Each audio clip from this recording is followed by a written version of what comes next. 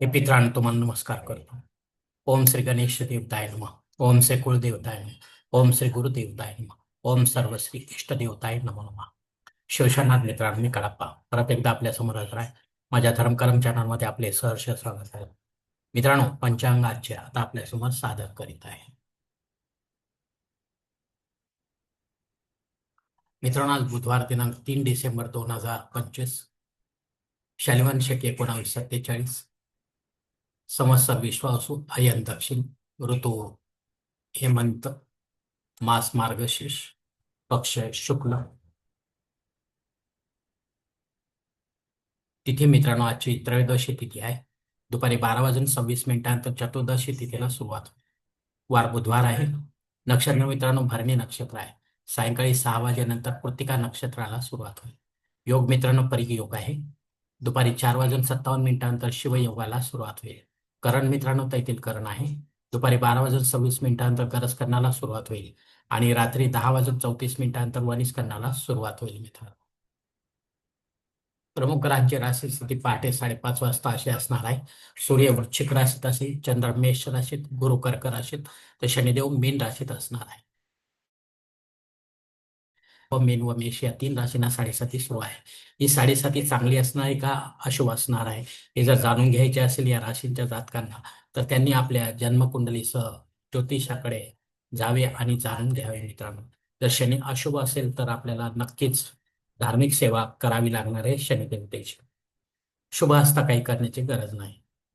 मुंबई भागातील सूर्योदय असतं याप्रमाणे: सूर्योदय सकाळी 6 वाजून 58 मिनिटांनी असेल, तर सूर्यास्त सायंकाळी 5 वाजून 59 मिनिटांनी असणार आहे. गोचर ग्रहांची सद्यस्थिती सुद्धा जाणून घेऊया मित्रांनो. अस्तंगत ग्रहांमध्ये मंगळ हा 10 नोव्हेंबर पासून अस्तंगत होत चाललेला आहे. तसेच बुध ग्रह हा 30 नोव्हेंबर पासून मार्गी झालेला आहे. वक्री ग्रहांमध्ये शनी ग्रह हा 28 नोव्हेंबर पासून मार्गी झालेला आहे.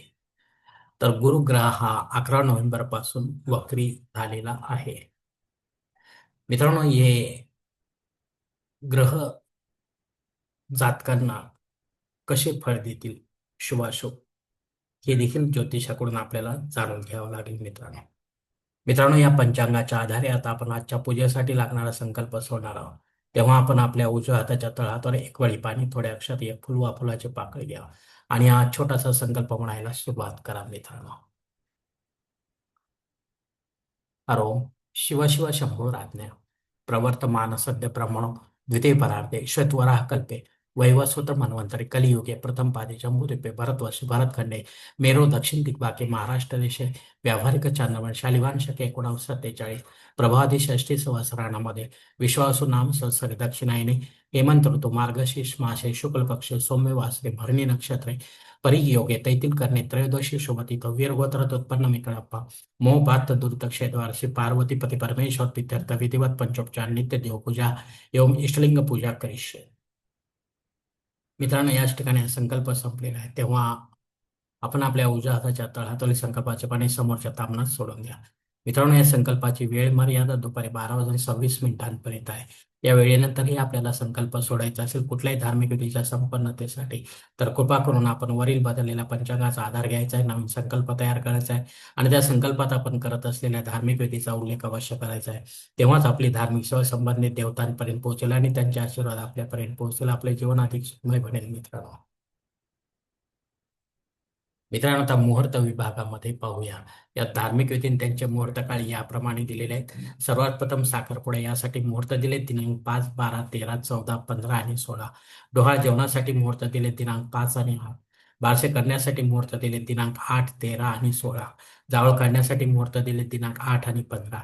गृहप्रवेश करण्यासाठी मुहूर्त दिला दिनांक 5, 12 आणि 15. आता मुहूर्ताच्या दुसऱ्या भागात देखील पाहूया मित्रांनो. उपनयन करण्यासाठी माघ मासाशिवाय मुहूर्त नाही. विवाह करण्यासाठी मुहूर्त आहे दिनांक 5. वास्तुशांती करण्यासाठी मुहूर्त आहे दिनांक 5 आणि 6. भूमिपूजन व पायाभरणी करण्यासाठी मुहूर्त आहे दिनांक 3.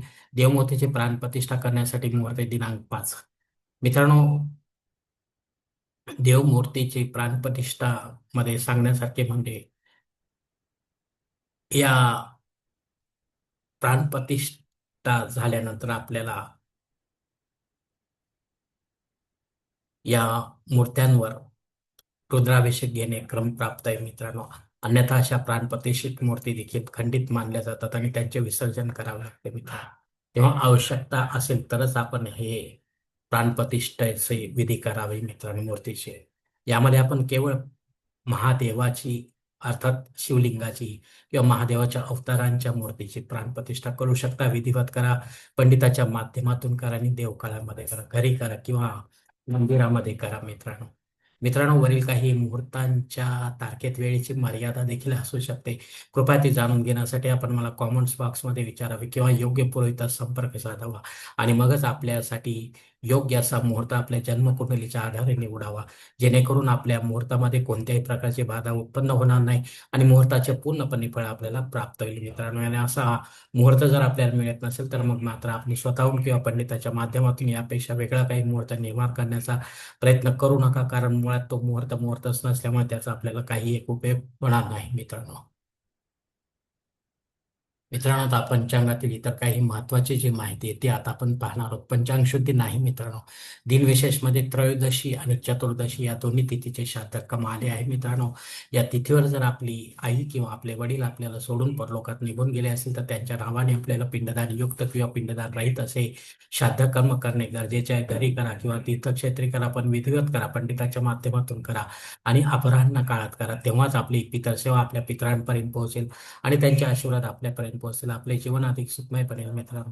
अग्नी पृथ्वीवर दुपारी 12 वाजून 26 मिनिटानंतर हजर आहे, त्याआधी नाही मित्रांनो.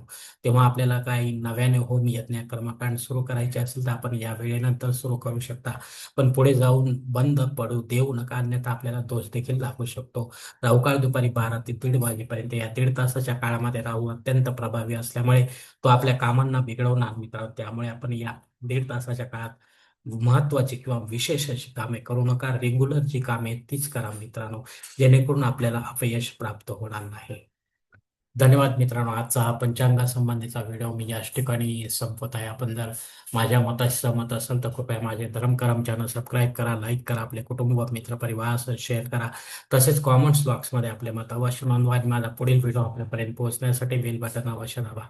धन्यवाद मित्रांनो. पुढील भेटीपर्यंत आपण खुश राहा, आनंदी राहा, प्रसन्न राहा.